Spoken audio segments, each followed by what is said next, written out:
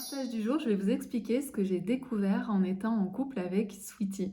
Avant ça, je vous invite à me rejoindre dans le groupe privé Facebook J'ose et alors. C'est un groupe qui est ouvert à toutes les femmes et dans ce groupe, on parle de développement personnel et spirituel. C'est un lieu d'échange, de partage et c'est un lieu aussi où je vous donne énormément de ressources, que ce soit pour votre bien-être au quotidien, pour que vous ayez une belle vitalité et également pour que vous soyez bien dans votre corps et dans votre tête.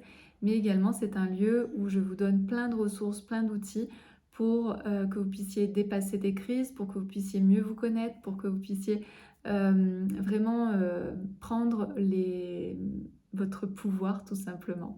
Donc je vous invite à me rejoindre en cliquant sur le lien qui est dans la description. Alors qu'est-ce que j'ai appris avec cette rencontre avec Sweetie? J'ai appris en fait tout simplement que dans le couple, on pouvait être partenaire. Je sais qu'il y a beaucoup de femmes qui vivent dans un couple, qui sont en couple, mais qui ont l'impression d'être toutes seules. C'est-à-dire qu'elles peuvent se poser la question de mais si jamais j'ai un accident, ou si jamais je dois me faire opérer, ou si jamais il y a ci, ou si jamais il y a ça, qui va s'occuper de moi, qui va s'occuper de mes enfants, qui va faire ci, qui va faire ça. Et donc, c'est anormal en fait de se poser ce genre de questions si aujourd'hui vous êtes en couple. Votre couple, la personne avec qui vous êtes, c'est un partenaire de vie.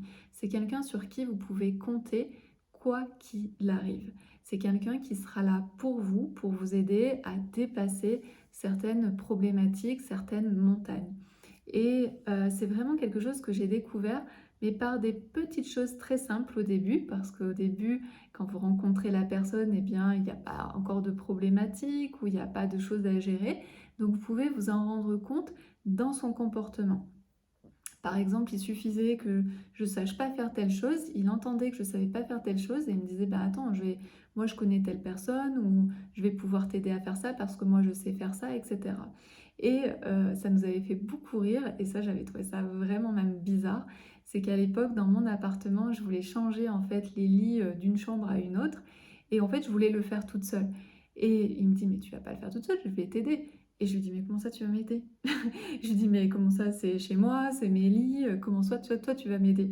Et il me dit bah si je vais t'aider, enfin je suis ton partenaire de vie donc je vais t'aider, tu vas pas transporter toute seule les lits etc. alors que moi je suis là et que je peux t'aider.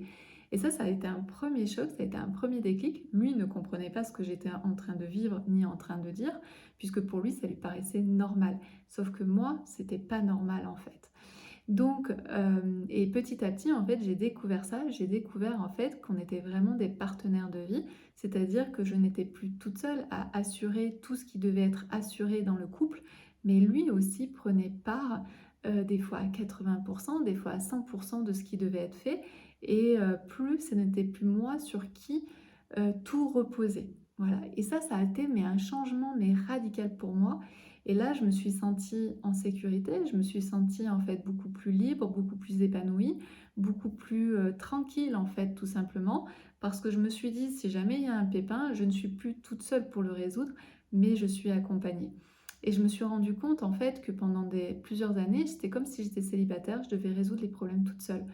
Et ici, en fait, c'était quelque chose de ah, mais en fait, on est deux cerveaux, on a quatre bras, on a quatre jambes. Voilà, c'était quelque chose d'extraordinaire pour moi, alors qu'en réalité, ça ne l'est pas.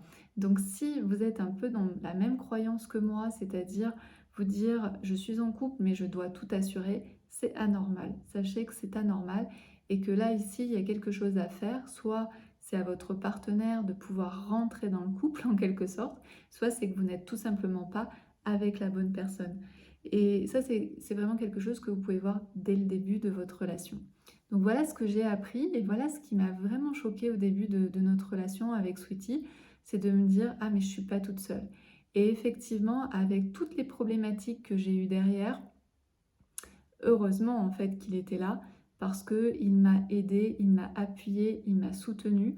Bien sûr, les actions, c'est moi qui les ai faites puisque c'était en relation avec mes problématiques à moi, mais c'est quelqu'un qui a été là pour m'épauler, pour me supporter, me donner aussi des conseils quand j'en avais besoin, quand je le demandais.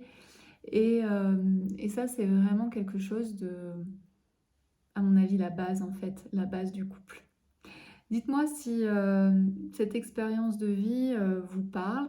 Est-ce que c'est des choses que vous avez vécues ou que vous n'avez jamais vécues, des choses que vous comprenez même pas? Parce que peut-être ce que je suis en train de dire, c'est peut-être quelque chose qui est hors champ, comme c'était hors champ pour Sweetie.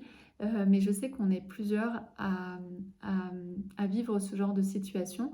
Donc c'est pour ça que je vous invite à le noter en commentaire, à me dire ce que vous en pensez et à me dire aussi comment vous avez transcendé ce genre de choses.